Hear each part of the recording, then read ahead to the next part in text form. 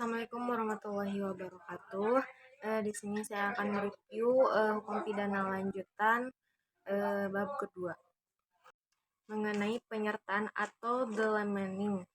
Istilah penyertaan disebut juga turut campur dalam peristiwa pidana, turut berbuat delik, turut serta, delaming, complicity, participation, dan lain-lain. Yang B, peraturan penyertaan. Secara umum, buku 1 bab KUHP pasal 55 sampai 62. Yang ke B, secara khusus, secara terbesar dalam buku 2 KUHP, buku 3 KUHP, dan beberapa peraturan di luar KUHP atau tindak pidana khusus. Yang C, pengertian penyertaan. Penyertaan adalah apabila suatu tindak pidana terlibat lebih dari satu orang atau beberapa orang melibatkan diri dalam satu tindak pidana. Yang ke D, bentuk-bentuk penyertaan. Yang pertama ada zidiehet plegen atau pleger yang melakukan. Yang kedua zidiehet don pleger atau yang menyuruh melakukan. Yang ketiga zidiehet med pleger yang turut serta melakukan. Yang keempat zidiehet utlooking yang membujuk atau menggerakkan. Yang kelima, yang terakhir zidiehet med pleger yang membantu melakukan. Penggolongan penyertaan. Menurut KUHP. Yang pertama, golongan pelaku. Bentuk 1 sampai bentuk 4 yaitu bukan pelaku tindak pidana tapi pertanggungjawaban pidana dinamakan dengan pelaku. Yang kedua, golongan pelaku bentuk 5 yaitu diatur dalam pasal 56 dan pasal 57 KUHP. Yang B menurut doktrin. Yang pertama, Geltandie Formen van Delamening, bentuk penyertaan yang berdiri sendiri, artinya pelaku bertanggung jawab sendiri atas perbuatannya, yaitu bentuk 1 sampai dengan bentuk 3. Yang kedua, onzelfstandige vormen van Delheming, bentuk penyertaan yang pertanggungjawaban pesertanya bergantung pada perbuatan peserta lainnya sebagai perbuatan yang dapat dihukum, yaitu bentuk keempat dan bentuk kelima. Bentuk ke-1, pleger atau dader, yaitu penggolongan pelaku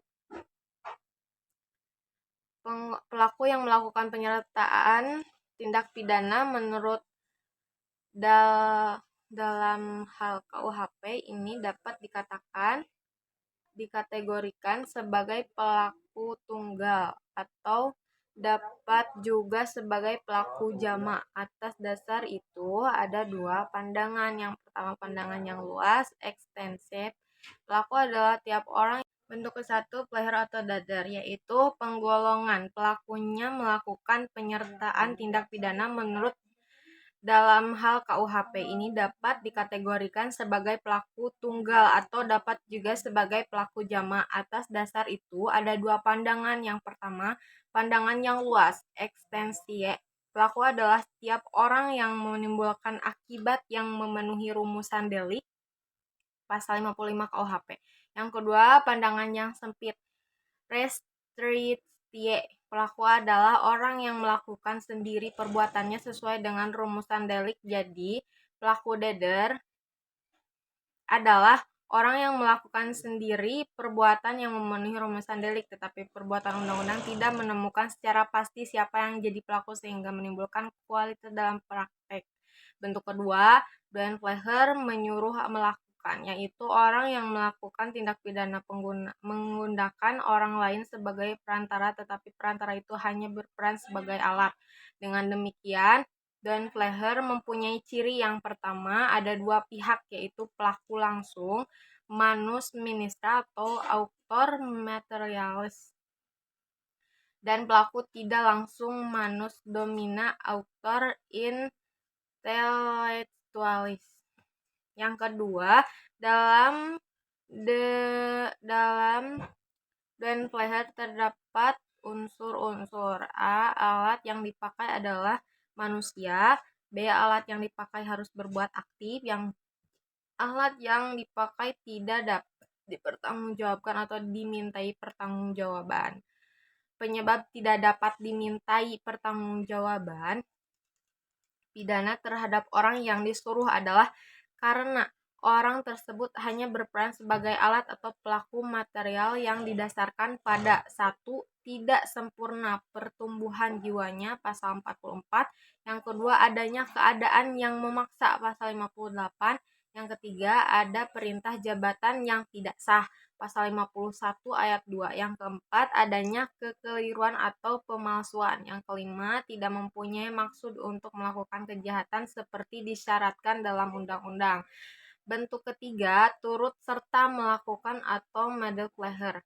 KUHP tidak memberikan definisi, tetapi MVT memberikan pengertian bahwa orang yang turut serta melakukan medepleher ialah orang yang dengan sengaja turut berbuat atau turut mengerjakan terjadinya sesuatu. Syarat-syarat turut serta melakukan atau medepleher adalah yang pertama ada kerjasama secara sadar, bewusste samenwerking. Kerjasama di sini harus di bentuk keempat, penganjur atau outlooking, yaitu orang yang menggerakkan orang lain untuk melakukan suatu tindak pidana dengan menggunakan sarana-sarana yang ditentukan oleh undang-undang.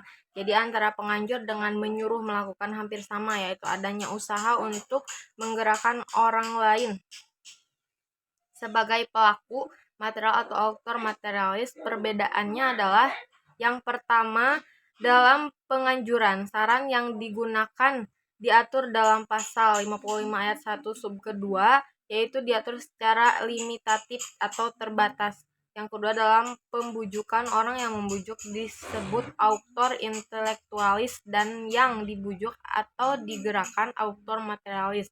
Yang ketiga, pelaku material atau autor materialis dapat dimintai pertanggungjawaban secara hukum atau dipidana karena melakukan perbuatan dengan sengaja dalam menyuruh melakukan atau downplayer. Yang pertama, sarana untuk menggerakkan tidak ditentukan atau tidak terbatas atau tidak limitatif.